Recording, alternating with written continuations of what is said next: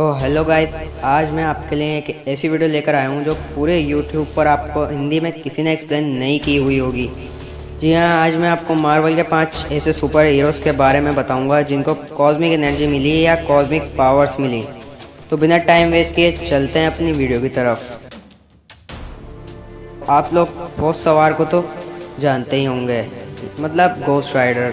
तो जिस ghost rider की हम बात करने जा रहे हैं वो कोई आम गोस्ट राइडर नहीं है, वो एक कॉस्मिक गोस्ट राइडर या कह लो हेराल्ड ऑफ गैलेक्टस। पर जैसा कि गैलेक्टस की किस्मत में है कि सारे हेराल्ड उसको धोखा दे देते हैं, तो गोस्ट राइडर कहता है कि ये परंपरा मैं भी निभाऊंगा।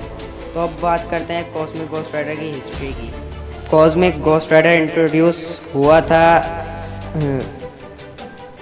थेनोस इशू 14 में। इस स्टोरी में थेनोस अर्थ पर तबाही मचा रहा होता है और वो सारे हीरोज़ को एक एक करके मार रहा होता है, यहाँ तक कि हल्क एंड डॉक्टर स्ट्रेंज भी उसका कुछ नहीं कर पाते। तो पनिशर ये सब देखकर कहता है, गॉड प्लीज़ हेल्प मी, मैं ये सब होते हुए नहीं देख सकता, मुझे बस बहुत सारी पावर्स चाहिए जिससे मैं इस थेनोस को हरा सकूं। तो इस मौके का फ़ायदा उठाकर मेफिस्टो पनिशर को ले जाता है और उसे कहता है, मैं तुम्हें गोस्ट राइडर बना दूंगा, लेकिन बदले में तुम्हें मुझे अपनी सॉल देनी होगी। तो पनिशर मान जाता है, पर जब तक पनिशर अर्थ पर गोस्ट राइडर बनकर आता है तब तक थेनोस सबको मारकर वहां से चला जाता है।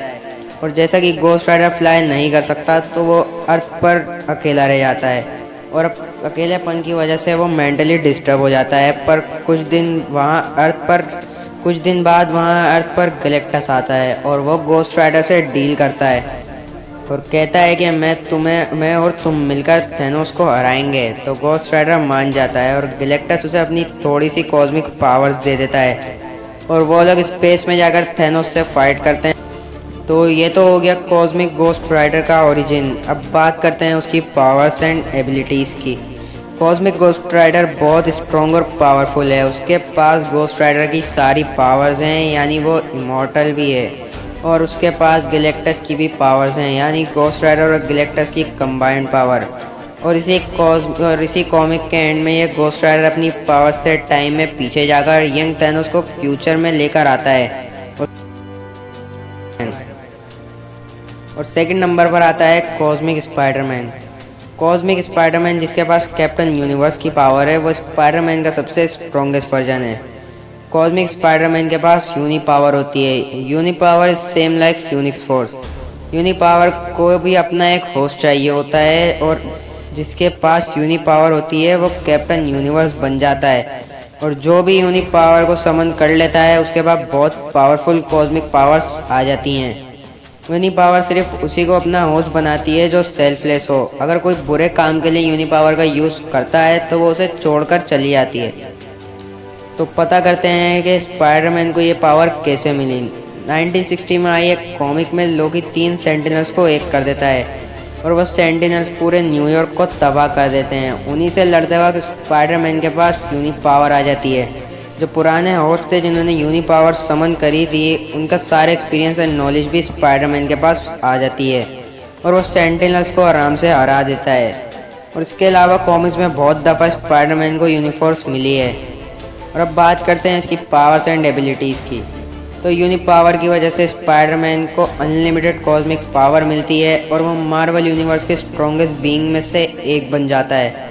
और उसके पास god like strength, energy manipulation, matter manipulation, energy absorption, hyperspace travel, cosmic sense and unlimited invulnerability भी आ जाती है।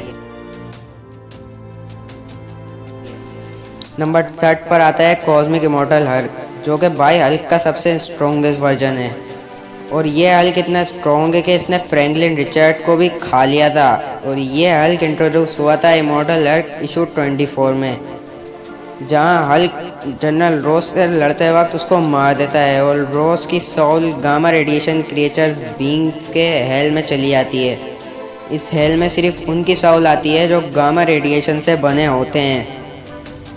जैसे मिसाल के तौर पर हल्क को किसी ने बीच में से चीर दिया तो ब्रूस की साउल यहाँ आ जाएगी और जब हल्क दोबारा रीजनरेट हो जाएगा तो ब्रूस की साउल वापस हल्क में चली जाएगी। और यहीं रहता है मार्वल का सबसे बड़ा शैतान, द वन बेल ऑल।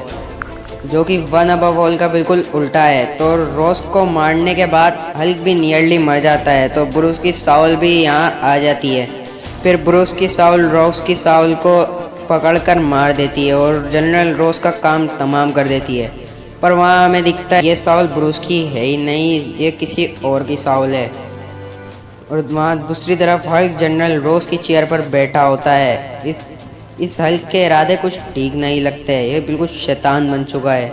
और हमें पता चलता है कि इस हल्क में वन बेल और उस हेल में जिसकी सोल्स थी सब आ जाती हैं। यानी ये हल्क यूनिवर्स का मोस्ट स्ट्रॉन्गेस्ट बीइंग है। और कुछ बिलियन ईयर बाद जब यूनिवर्स ख़त्म हो जाती है उसमें कुछ नहीं बचता, सिर्फ डार्कनेस होती है।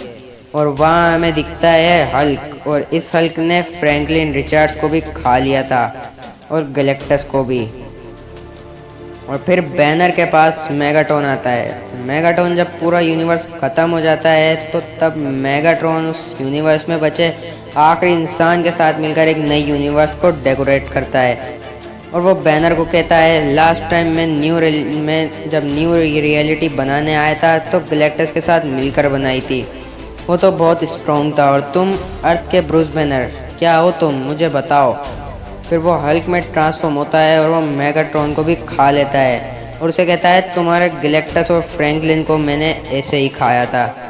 और फिर हल्क की और उसकी पावर्स कंबाइन हो जाती हैं और फिर हल्क एक नई डार्क रियलिटी बनाता है।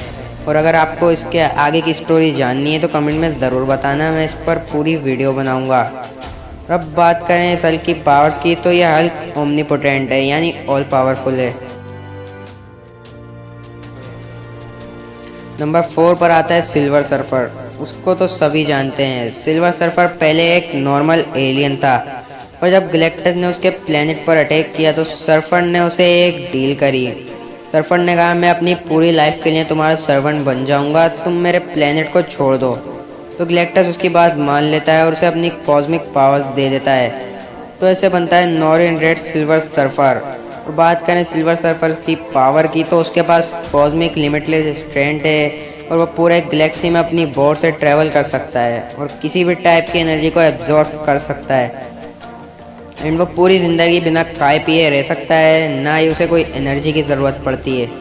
और वो किसी भी चीज़ के आर पार जा सकता है। एंड वो इतना बिग कॉस्मिक ब्लास्ट कर सकता है कि वो एक प्लेनेट को डिस्ट्रॉय कर दे।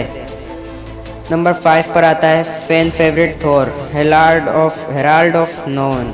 तो थॉर एसगार्ड का किंग बन चुका है और उसके पास अब थॉर फोर्स भी आ गई है एंड वो अब और भी ज़्यादा स्ट्रॉन्ग हो गया है। और वहीं गैलेक्टस बहुत ज़ख्मी हालत में एसगार्ड के ऊपर आ जाता है और वो थॉर को बताता है कि ब्लैक विंटर पूरी यूनिवर्स को ख़त्म कर देने आ गया है।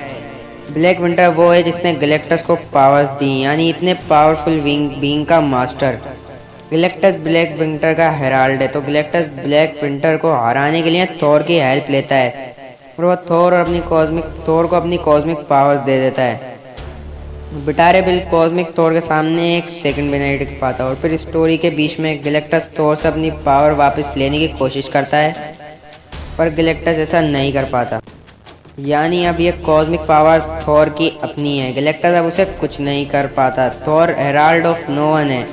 कॉस्मिक थॉर अपने एक ही एनर्जी ब्लास्ट से ब्लैक विंटर एंड गैलेक्टस के चीथड़े उड़ा देता है और गैलेक्टस के हेड को एसगार्ड के गेट पर टांग देता है।